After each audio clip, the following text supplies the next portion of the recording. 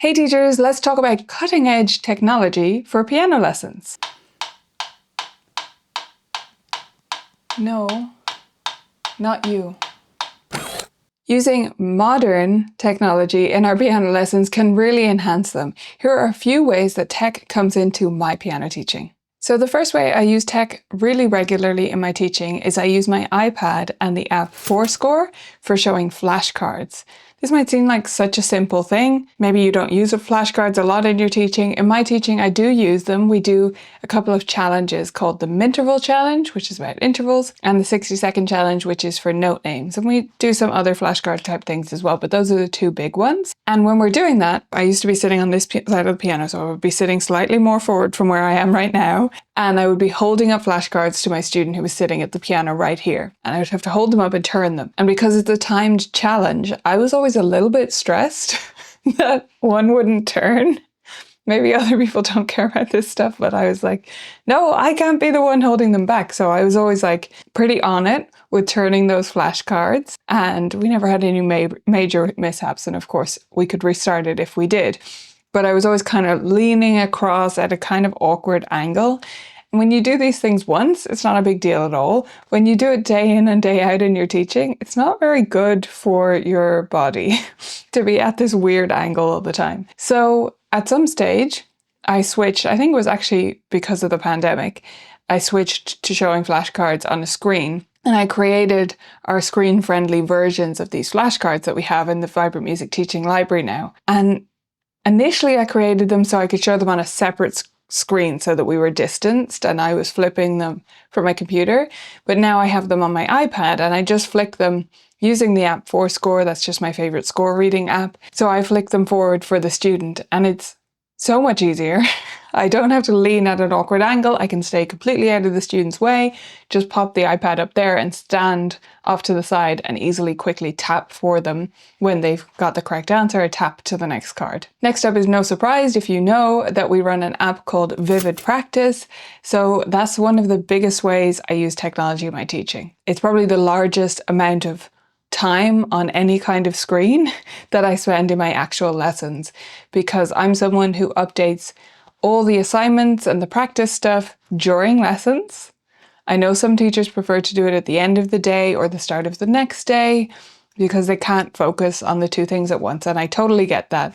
For me, I've just gotten to a place where I really can listen to my student and even correct them at the same time as updating assignments. It's just one of those things that I guess enough practice has made me able to multitask, even though we're not supposed to be able to multitask on anything. So my Vivid Practice is open the whole time I'm in lessons. I'm not staring at it. I'm definitely participating in the lesson with the student and I'm in the moment with them. But I'm using Vivid Practice to keep their practice assignments updated, keep track of what we did and what we're going to do, and what we're doing right now, and any notes, updating those, and also popping in videos that we might record during the lesson. Another thing I use pretty often these days is not this guy.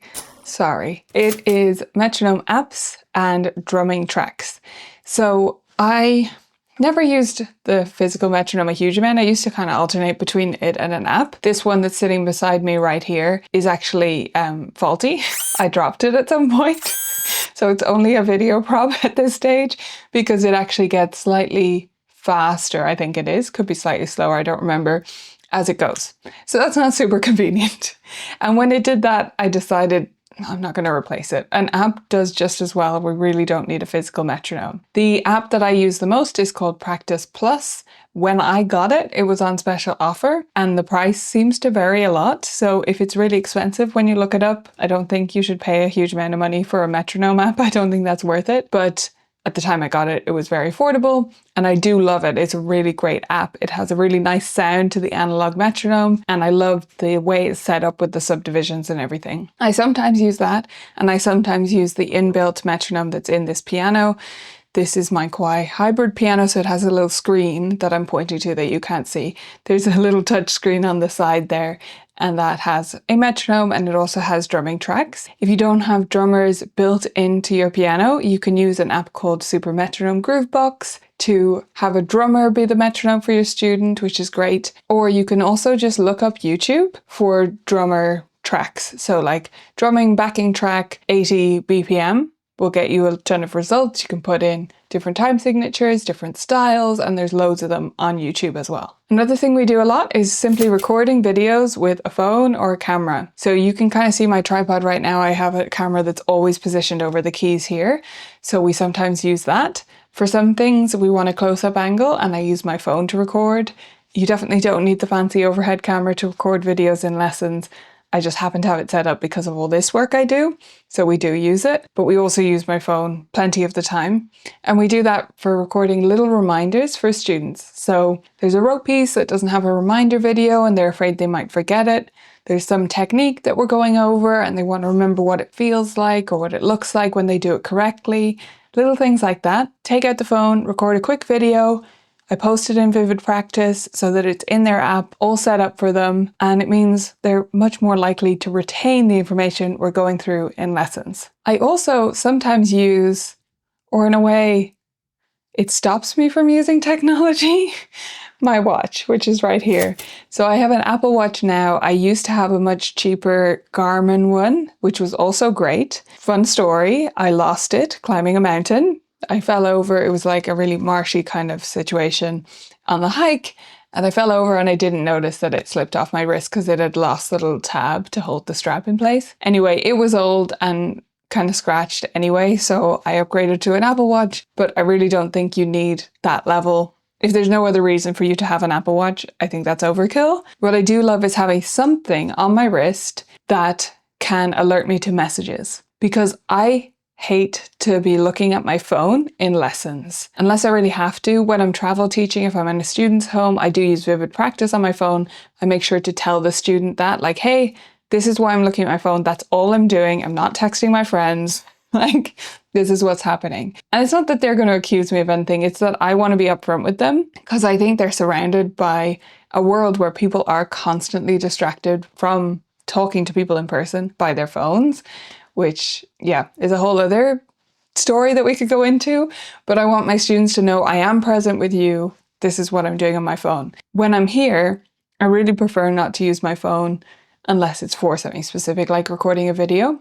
I don't want to be checking it, and I definitely don't want to have sound on my phone. I actually almost never turn the sound on my phone. It is permanently on silent mode, and I just get the notification on my watch. And I have it set up on my phone that my focus mode for teaching, focus modes are an Apple thing. If you're not an Apple user, I'm sure there's something similar in Android, but you can set up a focus mode and only let certain notifications come through. So that means I can get my texts or WhatsApp messages from my husband, my mum, who might have emergencies for me. That's all I really need, and parents of students. So the reason I want it to see the notification at all is the parents of students, because if they need to tell me that they have to pick someone up early, that someone's not going to make it, and they're supposed to be in a buddy lesson with that student, or whatever the case may be, I want to see that. But having it on a watch means it buzzes, it doesn't bother the student because they can't, if a phone is on a table and it vibrates, you can hear it, but someone's watch is pretty subtle if it's on the lowest setting. And so I can quickly check it. If it's not relevant to that student, just swipe it away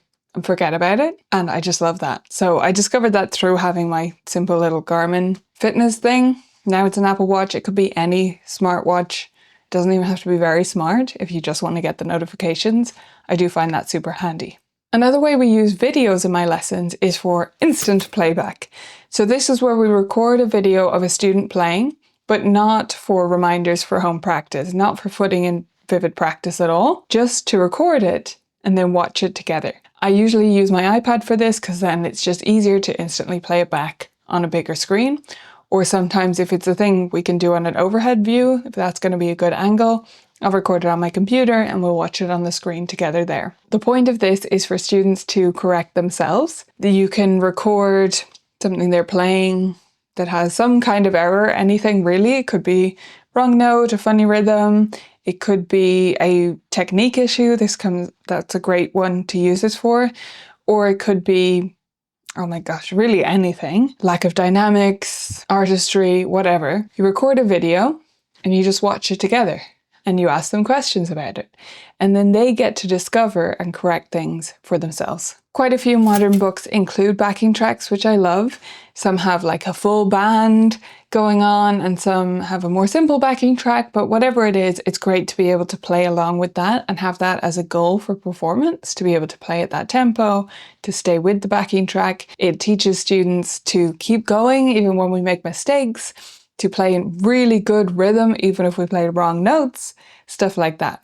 I also use backing tracks for scales and chord exercises and things like that, and those are ones we've created ourselves at Vibrant Music Teaching. Now, that's a few ideas for using technology in your lessons. One final note, which is not to use it for the sake of it. I think sometimes teachers of my generation or above or older, we just think it's cool because technology can do this thing. But anyone younger than us, they don't think it's cool just because it's technology. That's not the selling point. The selling point is what it can actually do. So be careful that you're looking for a problem in your teaching or something that you're looking to do with a student, and then you see if technology can help you with that, rather than looking to fit technology into your lessons. Now, if you want more modern piano teaching ideas, you can watch this video next.